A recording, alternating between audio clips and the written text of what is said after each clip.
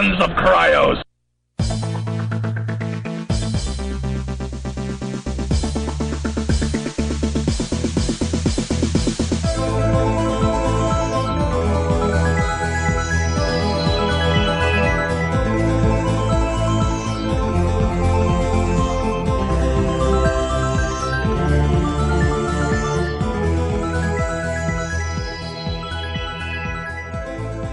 Hi, I'm Jeff. And I'm Judd. And we are The Sons of Kryos. And our show is about play. And everything that happens at the gaming table. Sometimes we will venture under the gaming table. Sometimes we'll go to the fridge. Or the bookshelf.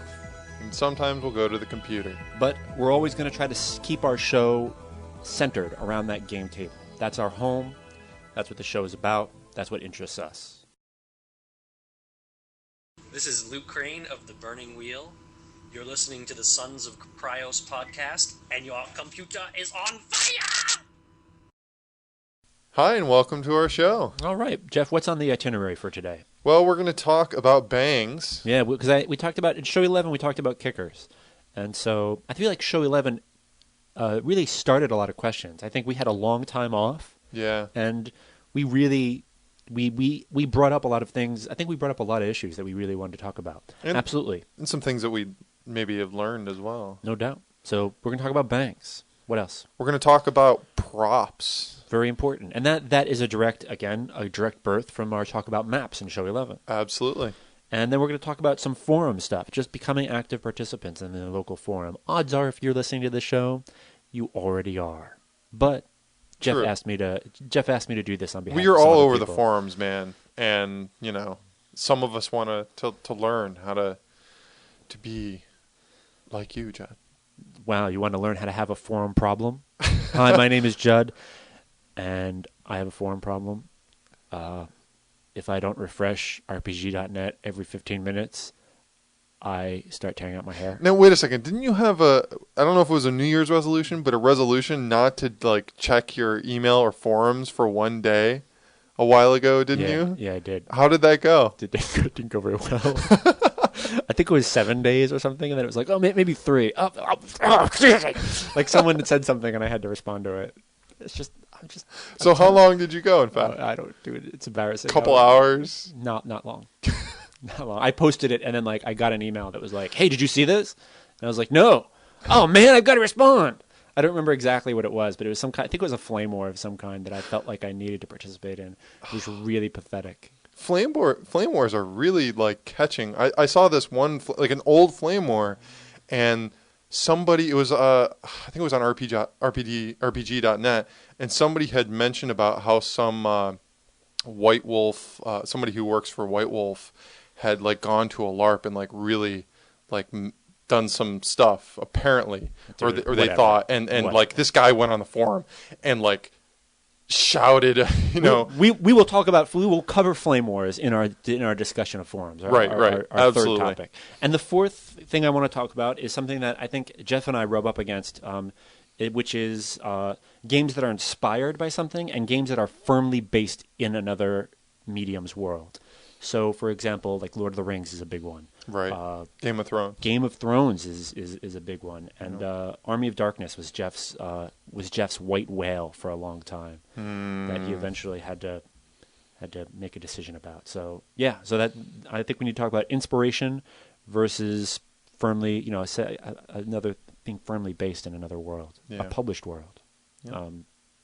Interesting. So let's kick this off with bangs. Bang! Bang.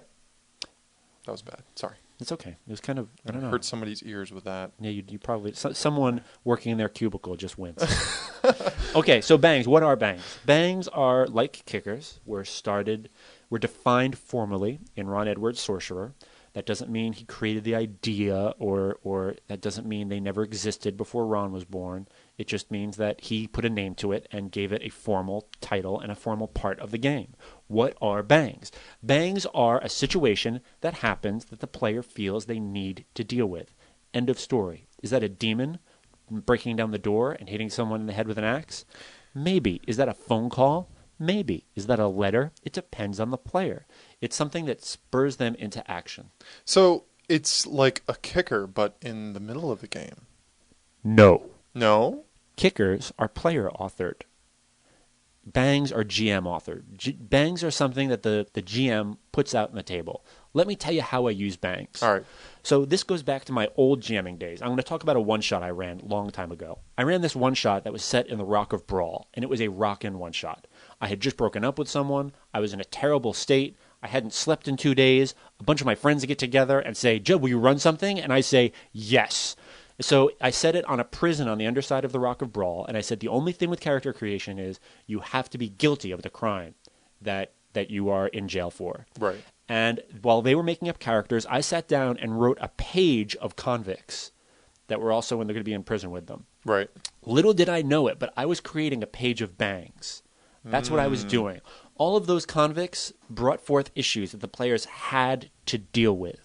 They either they wanted something, or they wanted something, or they needed something, or they wanted the players dead, or they were big and evil, and the players were scared of them, or whatever it was. But when I said that in Cell Block 3 there was a Wantai abomination, my players jumped out of their skins, and I didn't know it, but I was making bangs. That's what I used to do. Now I think I talk a lot about things I've learned about gaming, and I think I come off as a total snob.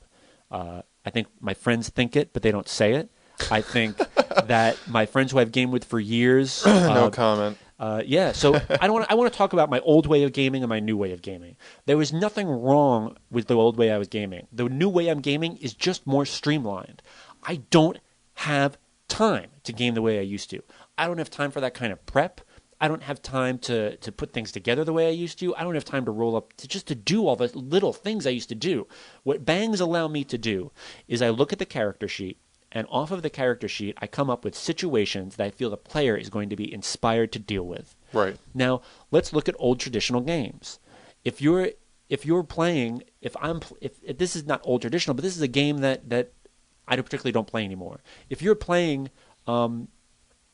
D&D, and your player has all of his stuff dumped into dragon lore, then they're telling you through their skill points that they want to learn something about dragons. They want to uncover things about dragons. So make some bangs about that. Right. They put it on their sheet for a reason. They've spent those points. That's a letter to you, the GM. If they have, in the old vampire game, you could buy a mentor.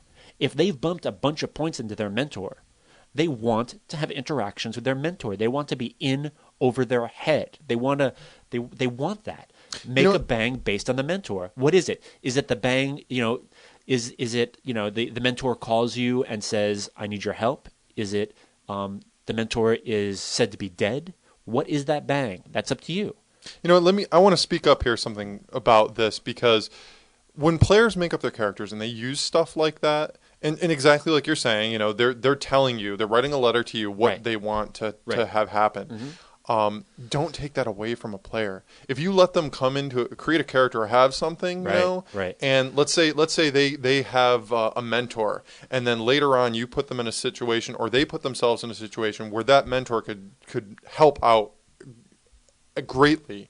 Don't take that away from them. That's like why did they spend their points on it? Exactly, and it's stealing their thunder. Big time. Right. I've seen games where people go through this huge ordeal to get something cool, and then when they go to use it, the GM, the storyteller, whatever, takes it from them or doesn't let it work. Right. And it's so disheartening. Absolutely. I mean, and I'm sure there's some dysfunctional gaming syndrome named after that. There should be, but yeah, I mean.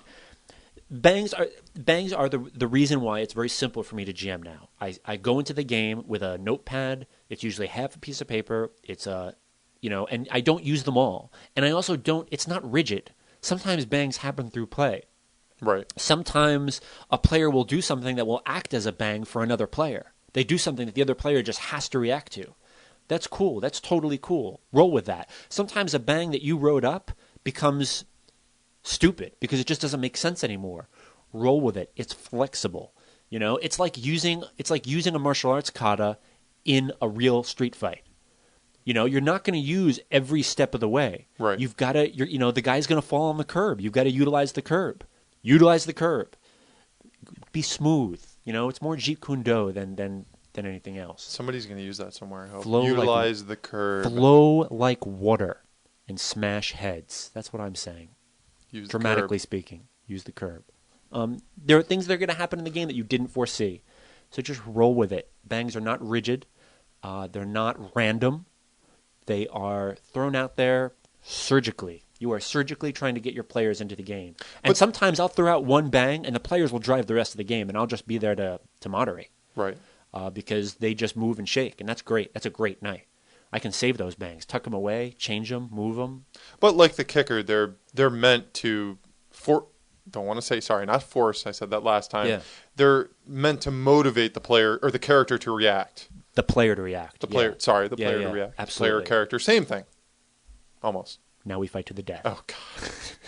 So that's bangs. Bangs are a situation. You already use them. You know you do. You're nodding. You're saying, Judd, you're telling me something I already knew. I know. I'm not reinventing the wheel here. Matter of fact, I didn't invent anything. It's Ron who formalized it. But reading that was really a light-on moment for me. And in the link section, I will post a thread that I wrote at the end of last year, which was about using the character sheet to create the game and what the characters say on it. It's called what the players write on the character sheet is things that they want to see. I believe they were called flags. I believe Chris Banquet mentioned that they were called flags. And Chris, if I just butchered your last name, I apologize. So I will put that link up, and you can read about it. And if you have any questions, you can email. So bangs are real simple, and I just wanted to touch on a couple issues around them. Fantastic. This is Jared Sorensen from Memento Mori Theatrics. And this is John Wick from the Wicked Dead Brewing Company. And you're listening to the Sons of Kryos. Oh, welcome back. And props are on the table, so to speak. Props should be on the table. We talked about maps in show 11. And maps are a prop. No doubt, indeedy. So what other props, Jeff? What else do you have in mind? Miniatures are a prop. Yes, they are. How do you use them? Do you use them?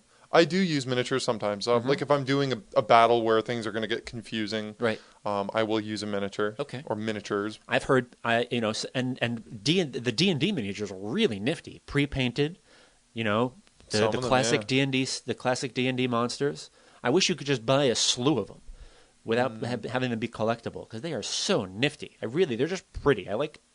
Sometimes I will be so inspired by a miniature that I find that I'll just I'll bring a monster into the game somewhere because you want that sucker on the like table. War Machine, I saw this miniature and I was like, oh, that's a great golem, Right. So I bought it and I used it in my D20 game Nice. just because it was so cool. How did the players react to it? They thought the miniature was really great. They dug the encounter. They were into yeah, it? Yeah, it was Nice. Awesome stuff. Great miniatures can really bring you into, like, oh, my character's seeing this huge, and look how much bigger it is than my little miniature, Right. This thing is gigantic. Oh, my God. I don't want to get hit by that thing. Yep. Minis can be a good way to do that. So you use miniatures, John? I don't. I used to a lot, and I've kind of veered away from it. I just don't like the war gamey aspect of it. I've been playing Burning Wheel, which has very distinct positioning rules that don't necessarily need miniatures. We've used a chalkboard a lot, but not miniatures. Right. And yeah, I don't know. In the last couple games I've run have been like Riddle of Steel and Burning Wheel, and those games have a lot of positioning rules and stuff where minis don't necessarily come into it. Now there was a miniature brought into one of your games. That's true. Recently, that was awesome. One of my players who has asked to not be named on the internet.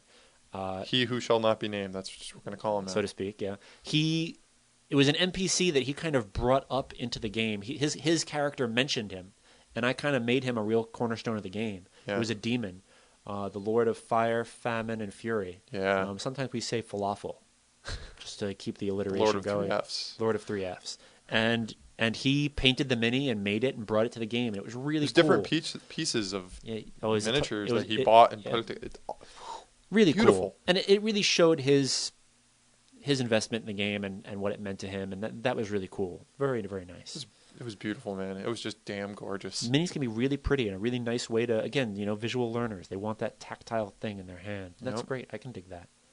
Letters, man. Letters are another great prop. Letters are something I've used a lot, and especially you go online and you get some cool fonts, and you make different NPCs' handwriting a different font. Yeah. And yeah, absolutely. I think letters are very, very powerful. I would love to see. I had this idea of a kind of a samurai-based game where, in order to level up, it was like a D&D samurai game, Right. where in order to level up, the players had to write a letter to their lord and tell them what they Ooh. had done to deserve a higher level. Ooh. I thought that would be fun. Like every pretty season is like at the end of every winter is the letter writing season, and that's how you get your XP by writing your letter. Nice. Letters can be a great part of a game. They can really be fantastic. I can't say. I mean, it can really drive a game into a different direction. Just when the player reads that letter, and you never know how they're going to react to it. And it makes something really personal for them. That's another thing that really... I mean, you can make a letter that goes for the whole group. Right. But if you make a letter that goes to a player, they feel singled out in a good way. Yeah. That, wow, this is, from me, my character, this is great. Very, very cool. And the other thing that I find that letters do really well is they can bring in their impact on the world and really show how the players have affected things. Hey, I heard about this. When JJ and I used to play in a game together, he corresponded with an NPC, and we had letters going back and forth for quite a while. Mm-hmm. It was a great thing to draw him into his character. The other thing that letters do really well is there is this old gamer instinct to like write tons and tons and tons of, or like either write a short story, which I've done. I've done the fanfic, story hour short story stuff. But when the player, rather than having their writing focused on, something that's not necessarily going to affect the game, they can write something that very much does affect the game. They can write this Right. letter that's an in-game artifact that has an effect that they can send to an NPC. That's cool stuff. That's Oh, yeah. really cool stuff. I wonder if they're, again, I'm thinking about game mechanics and game design lately, and I think it'd be really cool to have the players have something about letters and diary writing and all that good stuff. Well, I know there are several games that do like post-game write-ups, stuff like that. Basically, Right. like in my game, if my players do kind of like a character journal from the game, I'll give them XP for that. 'Cause Nice. Give them a cookie, cool. baby. Yeah, Yeah. absolutely. Very nice. Do you share those journals with the rest of the group? When the game's over, I do. Very nice. Or farther on down the road. I don't want to like release anything that they wouldn't want. Gotcha. If they want to give it out to everybody, I'm totally cool with that. But I won't just do it, Right. on my own. Very nice. And I also had in the Burning Wheel game, I had kind of it wasn't really an in-game artifact, but there was a box in the middle of the table, and the players, whenever they spent an Artha point or a hero point, if you will, if you are Burning Wheel deficient vocabulary-wise, you can. And whenever they spent an Artha point, they would vote for who they wanted to go evil. We called it the Darth Vader ballot box, and it became this really tangible presence at the table. Like when I put that in the table, I felt like, okay, it's game on. I would put this big wooden box that I bought at Target that had like these rusty iron hinges, and it had this big old-fashioned key that I would Lock wear on around it, my yeah. neck, and it was really cool. And I'd put that, and I had this big wooden D6 that's like the size of a baby's head, and I put that on top of it, and it really came to signify that game for me. And And it didn't get open until the end. and Until we didn't like, open it until this really dramatic. Yeah. Yeah, we can talk about that too. I'm not sure that worked out as well as I would have liked it to. No, perhaps not. But It's something. it was a cool prop. It was a cool prop, and it was a really dramatic effect. It really And I think built up. I think it Yeah. could really. I think that's it could be a really valuable thing that I've just started to flirt with. So Yeah. more on that later. Yeah. But yeah, having something on the table. In Polaris, Ben Lemon talks about Ben. I'm so sorry, you just winced. Ben talks about lighting a candle when you start the game, Right. and just that kind of ritual can be really, really powerful too. When the candle's lit, it's game on, Right. and that can be really neat because that's kind of what the box came to signify for me. It's like the box is on the table, let's do this. Right. So kind of interesting. Anything else, Jeff? Yeah, another thing that I use is kind of like a teaser, a video trailer teaser type of thing. You use PowerPoint for something. Yeah, that's not evil. I use PowerPoint Because everyone knows that sometimes. power corrupts, but PowerPoint corrupts absolutely. Have you ever heard that? No, I haven't heard that. That's great though. That's good. So yeah, I mean, I'll grab some great music that I think works for the mood. You'll make a little trailer. Yeah, I'll make a little trailer, a little That's so teaser cool. trailer for a game that I want to interest people in, or if it's by chance like a particular event that or game session that I want to build up to, I might email it out to my players. Can you put to- one of those to- up so we in the link section so we could take a look at it? Yeah, I'll have to look through and see if I can find one that like is cool enough to Yeah. show to the world. Because I remember but- you emailed me one when you were in Louisiana, and I thought it was really cool. Nice.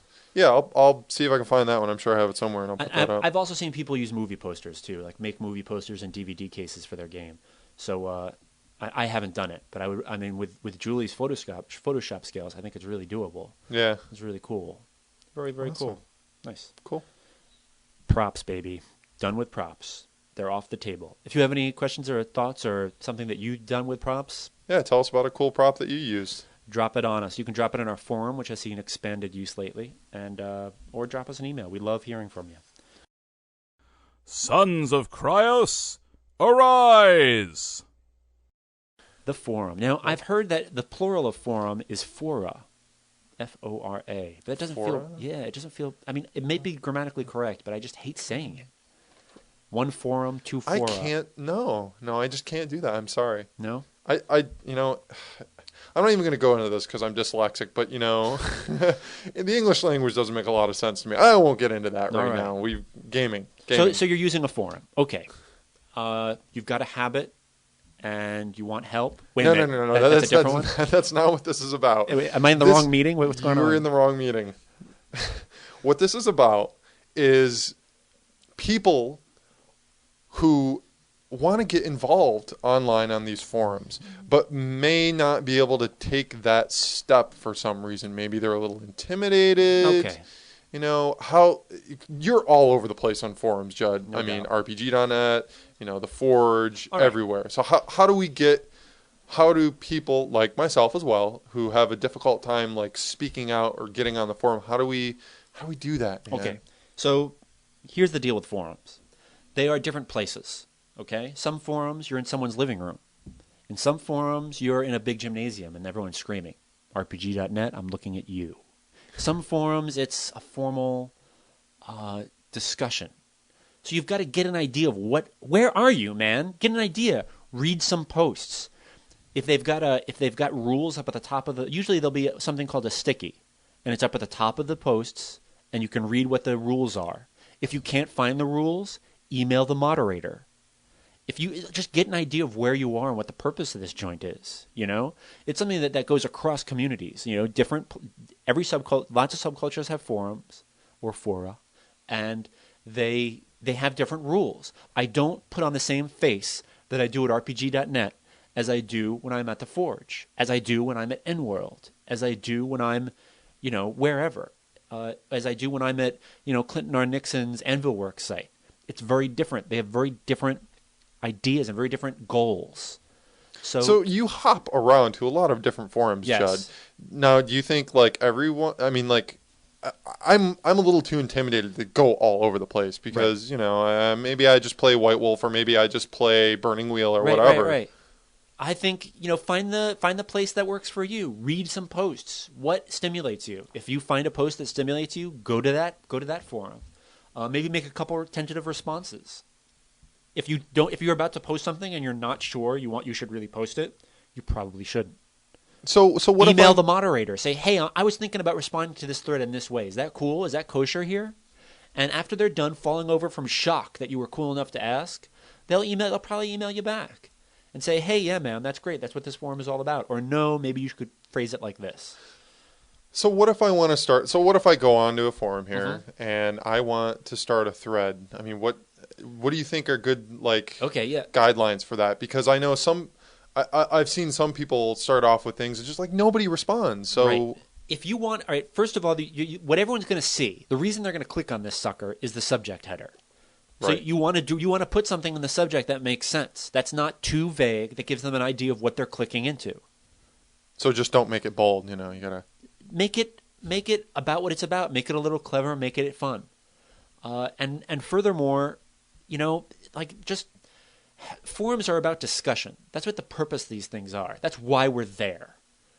So if you put an idea on the table that you want to discuss, say, hey, don't put your finished world on the table and say, what do you think? Because I don't think that's going to be valuable to you. Put your finished world in this one corner that maybe is unfinished and say, hey, I'm not sure what to do with this. What do you think I should do? The other thing I'm thinking about forums lately is a lot of people are putting things on forums that they should be talking with their group. If you're asking a question about the game and how you think it should be set up, why aren't you asking the group?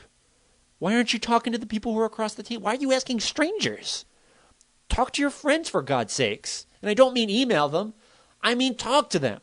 So be careful. Sometimes there are things that are better left said to your group.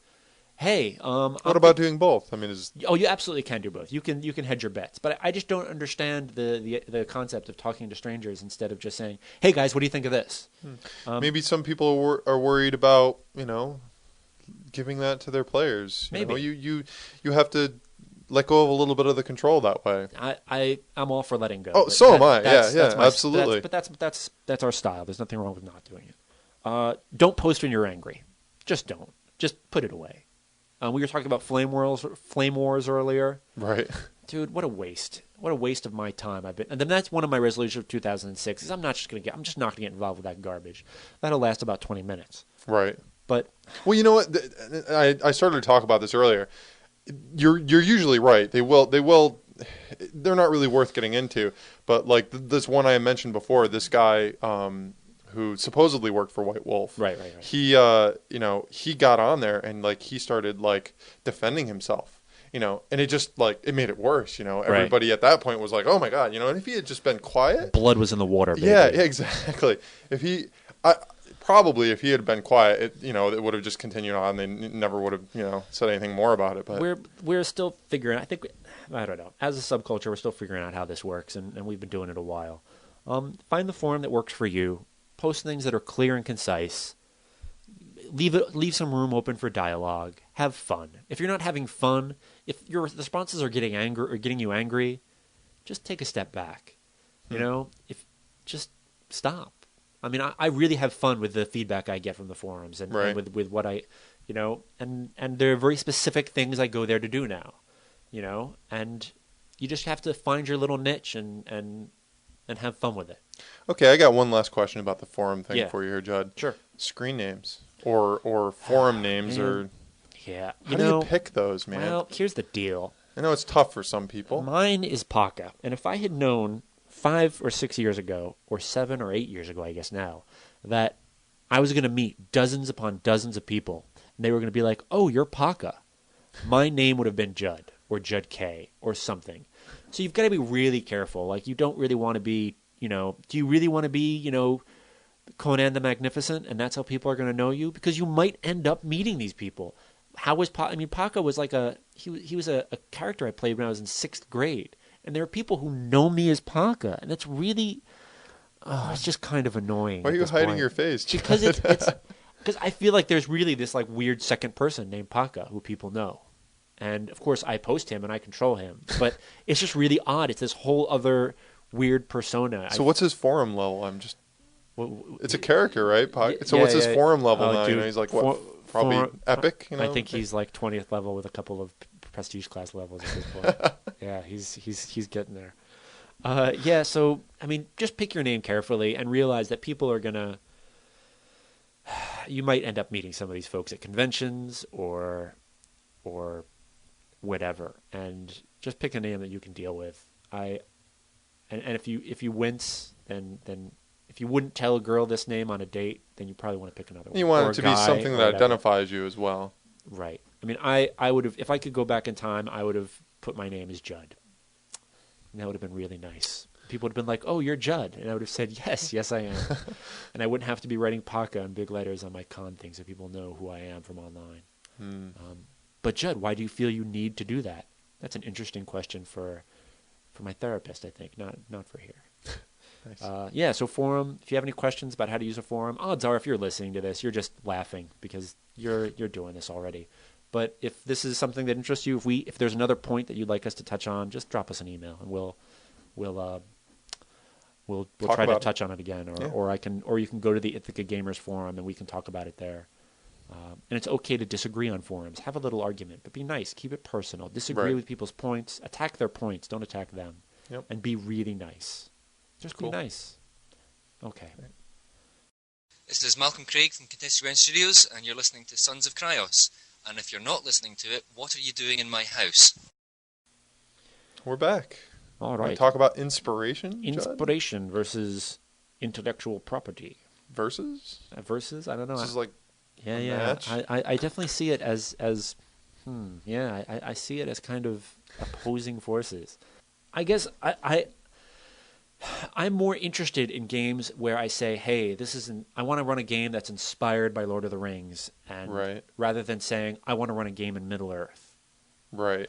I just have a lot of trouble. I don't understand. Have you run games in published settings, Jeff? Yeah. Oh, absolutely. Could you name, like, what did you run? I ran Army of Darkness. Right, and that was firmly like in the same world that Bruce Campbell's character. Yeah. Yeah. Okay. Did they run into any characters who were published? Who Oh were, yeah. like, in the? Yeah. Yeah. How did Absolutely. that go? What happened? It was a great game, man. I know we talked about this in Yeah. several shows back. I just want to focus in on that one issue. Like, who did they run into, and what was the deal? They ran into the. I don't know if you ever seen Evil Dead. Yeah. Okay, they ran into like the professor guy. Now, how did the players interact with him? Had the players seen Evil Dead? It was a pretty they all had. It was a pretty gruesome setting. So most of the time they didn't know like if they were dealing with someone that was okay, and then they turn around and like he'd be a deadite and try and attack them. Right. I found that game, and I find them to be very comforting. You and your players are on the same playing field. You know what to expect, or at least you get a really good idea of what to expect. Gotcha. From the game. And I think that's what attracts me to playing in these movie settings, I guess one would be, or Right. books, Right. Lord of the Rings or Army of Darkness, or Right. Because and the Game of Thrones is another book that you've bought recently, where Right. it's a published deal. yeah, And, I know these settings. I don't have to come up with all the details, and chances are, if one of my players is playing in it, they know this setting as well. So we can use our familiarity with these settings to, make characters that are more in depth. Right. At least I hope Right. that's how it turns out. Right. If you're using it for a tool in your favor. Right. So, but why is it that you? I'm just You're not really into it? I'm really uncomfortable. I feel really limited when I play in a published setting. I feel not a published setting, like a setting that's well written, that's made to be gamed in. But when I'm in a setting that's been published as a movie or a book or a comic book, I feel kind of limited. I feel like I'm not my character. The players at the table aren't the spotlighted people, and that there are these other people who are cooler. And I want my characters to be cool. I want the spotlight firmly on them. That makes me a little uncomfortable. I'm not really sure. I'd rather play a game that, like I said, is inspired by it. Say, like, this is my source material. Right. I want to play a game that's inspired by Game of Thrones. Right. And an interesting thing about Game of Thrones, it really changed the way I can remember a game I ran right after I'd read it, and none of my other players had read it. And they ran into a paladin on the road. And one of my players was like escorting a dark elf to basically assassinate one of their political enemies. And the paladin kind of flipped and came upon them when they were sleeping and attacked the player and tried to kill the elf. And the players were just flipped out. They were like, a paladin wouldn't do this. And I was all like fresh from blood and guts from Game of Thrones. And I was like, yeah, they would. You don't know my paladin. So I guess there's a cautionary tale. You have to watch it. Right, you right. have to make sure that everybody's on the same page. Well, when you do use one of those worlds, I mean, you're kind of agreeing to playing in that world, and you're Right. not. I'm not going to take it and bend it too far. I'm not going to break it. Right. I may bend it a little bit, but I'm not going to break it. Because Right. if you do that, then you're breaking the trust between you and the player in the setting that you're in. Absolutely. This is one of the reasons why, and what you were saying, you're afraid of like players being overshadowed or characters being overshadowed. That's one of the reasons why I won't run Lord of the Rings in Middle Earth. Okay. Frodo and the ring. It's just like, What are they going to do? yeah, how the hell do I? They're going to hold Aragorn's chamber pot? I don't get it. Yeah, and I'm sure players have done it, and it's been successful, and it's been fun. Absolutely. And I might do it in Middle Earth at a completely different time, but not then, not like right around when the whole ring is being taken care of. It just I think I don't want to compete with that. Tolkien had written a thing about how Aragorn's son was a real problem kid, and he becomes king, and he's a mess. Wow. And that would be an interesting time. If I really wanted to touch on Middle Earth, that could be kind of interesting because it's not written about. Well, there's so much history about that world that you can really plop it anywhere. Yeah. It's just that one particular time period is yeah. I don't know. I'm very intimidated by running games that are in a. So have you ever run a game that's based off of a book or a movie? I had an idea for a Star Wars game. I wanted to run a game that was Star Wars meets Reservoir Dogs. And basically you were Imperial deserters or people on the fringe of society who were robbing Imperial banks for a living. And the players got to feel good about robbing banks because it was an Imperial bank. Right. And they'd get to honk off the Empire, but they'd get to do it in a really gruesome Tarantino way. Right. And I thought that could be fun. But what I really strive to do when I even flirt with the idea of doing something that's published is really make it mine. Right. It's like not mine, scratch mine, ours. I want to take Star Wars in a direction that it just hasn't been taken into because that wasn't what it was about. Star Wars was not about robbing banks. Right. But, let's put the players there because because they can't destroy I wouldn't find it fun to have them destroy the Death Star. It's already been destroyed. Right. What are they going to do? Are they going to I don't want them I don't want them in a brawl with Jabba's little brother. Right. Oh, you got captured by Jabba's little brother. He's pretty mean. He's almost as mean as Jabba. Right. What? Why is that fun? So yeah, inspiration versus have any of these settings really called to you? Any of them? What about Serenity? Here's one that. Yeah. I would like to play a game inspired by Serenity. Right. But I just want 5 more years of the television show Firefly. I don't want to play it necessarily. Yeah. We all want that. And I've read online, people have had very successful games with just games that are based on Serenity. Right. And I think our Conspiracy of Shadow games is very much channeling a lot of Serenity stuff. Oh yeah. Just because we've got the crew and they're fighting something bigger than them, and they've all got their back issues that play into it, and issues come up and are spotlighted. So I could see our Conspiracy of Shadow game. There's a lot of Serenity filtration that's come into there. I'm sorry, I have to interrupt you for this because one of our previous shows we talked about our best 5 gaming moments, and I didn't put in our Pirates Conspiracy of Shadow game anywhere in there. No. But I wanted to say that's been one of my favorite games though. I didn't have a specific moment, but that's been one of my favorite games just because of the group. The group that's playing and how they get along and the characters. Let's meander off of inspiration for just a little bit. We are fully in meandering mode. That game, it works for me in that I really like getting together with those players. The game isn't quite gelling for me. Really? I don't know why. I think it's gone a little bit too long. I think Paula and Robert are really into it. I think you're really flexible, and I think Jonathan and Julie are they're done. Maybe. And I think the game's been cooked for a while. I'd like to go back and put a couple finishing touches on it, but I'm really happy that in 2006 we're going to shelve it for a little while. Shelve it? What about? All right, and Judd, you have talked about this before. What about an end to it? You've said that this has been something that you've had trouble doing in the past. I know. Every time I try to end it, 10 more questions come up. I'm trying, baby. I'm really trying. It's not something I excel at. And it's not because I don't want the game to end. Right. I want the freaking game to end. I haven't been driving it towards a conclusion. And that's not all on me. Like, the players haven't been certainly. driving it towards a conclusion either. Because when we play it, it's so much fun that we Right. we add something on that makes it more fun, and we're like, Right. oh well, we didn't know where we were going to go at the beginning of this game, really, for sure. Right. And now by the end of the game, we're like, we don't want to stop playing. Yeah. And that's a good sign. I'm not saying the game's not fun. I just think with that amazing group of players, we could be having more fun. Conspiracy of Shadows, I think, is working for us system-wise, Right. Especially with the addition of Dooms. It's a rule in the game that it's free online. Like, we'll put a link to Doom. Go look at it. It's really, really cool.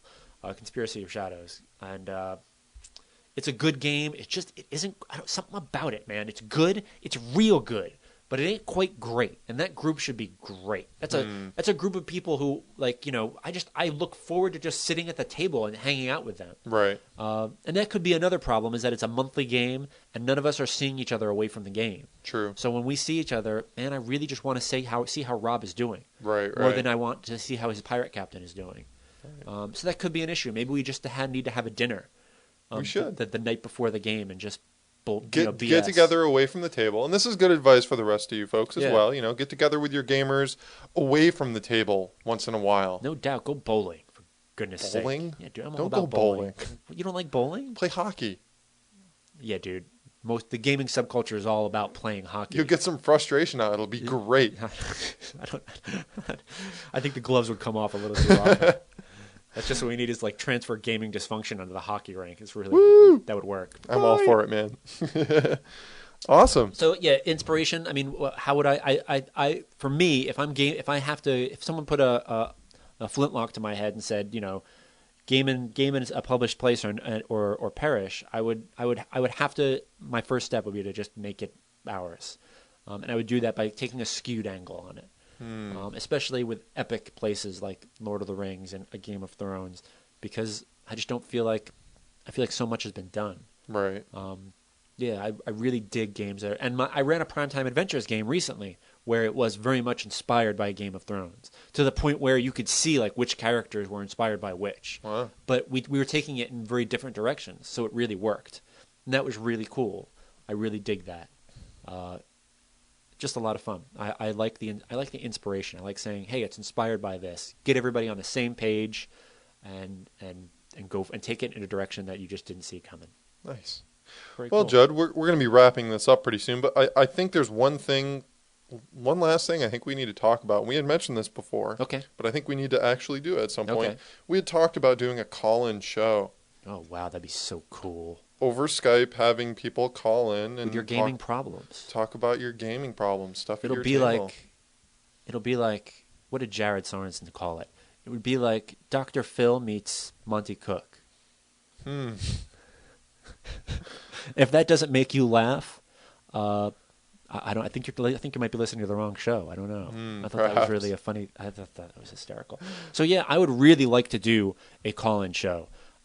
Jeff has gone to the trouble of taking out the name Kryos, right? Sons of Kryos. Sons of Kryos. Sons of Kryos. Sons of Kryos as a All Skype one word, name. just like our email. Right. SONSOFKRYOS. Yes. And making that a Skype name. So I would love to get people over Skype and just we're not, man, I think if anything this show has been about, we're just two gamers with a microphone in front of us. 2 microphones. Well, yeah, but, all right. Why do you always disagree with me in front of the children? We're just two gamers with a couple microphones in front of us, and we're not fonts of wisdom, and I'm not any better than this than you are. Jeff isn't any better than this than you are, and let's just. But it would be cool to just brainstorm and get your stories And on talk the table with us, and talk yeah. with us, and maybe you need an outsider's opinion. Maybe you can tell us one of the things that we should be doing. Yeah. Tell us, talk to us and tell us whatever the heck you want. So we will be putting out, if you want to know about the show and you would like to talk to us, Email us. SONSOFKRYOS@yahoo.com. In the email, I want you to say what your issue is for the game for the show and what your Skype name is. And if you don't know what Skype is, tell us that too, and we will have a canned email ready to send out. Right. That will just be, hey, this is what Skype is about. And we want to get you online and talk to you about what's going on at your game table and what you think could change, or we want to brainstorm with you. And we'll email you back and let you know when we plan on recording that show so that you can be on Skype when we're on. It's going to be live, baby. Live. We're not going to, I mean, it's not going to be put on the air live. Right. But it will be recorded live. Yeah. And that'll be hot. It will be. Oh, man. I think that would be just fun listening. It'll be cool. And I think if it works well enough, we get enough responses, I think we could put a whole show on that. Oh, yeah. A whole 40 minutes just talking about, what's going on at your gaming table and what you need advice about. And Jeff and I also come from very different gaming backgrounds. Like Jeff runs a weekly D20 game, and we're not. I think we're getting a rep for like the indie podcast. Yeah, and that's really. I mean, yes, and that's cool. We do play indie RPGs. Absolutely. But it's not. That's not the length and the scope of us. That's not what our mission statement is. Our mission statement is about play. And right. Indie RPGs have found their way onto our table lately, and I adore them, and I'm not apologizing for playing them. But I really they do some really cool stuff that isn't done in a lot of other games. I want traditional gamers and gamers of commercial games to feel very comfortable to call in. Yeah. And I'm not going to say, you're a poop head for playing D20. We've played. And if I do, Jeff will be there to check me, but I wouldn't do that. And, he may not sound like it, but Judd's played D&D before. I've run D&D. I love D&D. I'm writing a D20 world, for goodness sake. You actually wrote 40,000 words on that mother. Yeah. Ay. Carpal tunnels. Don't talk to me about D20. It's in my blood. So I've been there. I know it. Geez. I just really, the beef I've got with D20 at this point is that I'm not good at it. I'm just not good at running it. Oh, okay. I'm not good at it. I'm not good at running those type of games. My friend Jim runs D20 dungeons, and he tells me about the things he does, and I'm like, I can't do that. You know what? I've never played in any of his games. I have to play in one of his games because, I've heard about some of his games, and he'll make you sweat, baby. He'll run a dungeon crawl where you're just running from room to room, screaming, blood coming from your orifices. It's just great. He's a whoop butt DM, and I'll bring a towel, but I miss gaming with him. He's really into like making the players sweat and think and go and react. That's awesome. It's really cool. Every once in a while I touch on that, but I don't quite get it in the way that he does. It's really. As a matter of fact, I asked him a while ago to one last thing. I know you're looking at the clock. One last thing. I asked Jim to design a game. I said I want you to design the run and gun game because that's the game that he excels at. He can like take a game and you're just running and gunning and screaming and going the whole game. And I was like, I think you need to design a game based on that. And I hope he's still percolating on that because I think he'd design a heck of a game. Awesome. Yeah. So that's my beef with you. Anyway, that's it. Well, we got to wrap it up, Judd. No, man. Sorry to stop you. But I want to just babble, and I want people to listen to me babbling because that's so much fun. The fun part is when they respond. That's the fun part. That is the absolute most fun part. So, and you can respond to us at sonsofkryos@yahoo.com. That's all one word. SONSOFKRYOS@yahoo.com. So please email us and let us know what you think. And thank you for listening. Thank you very much.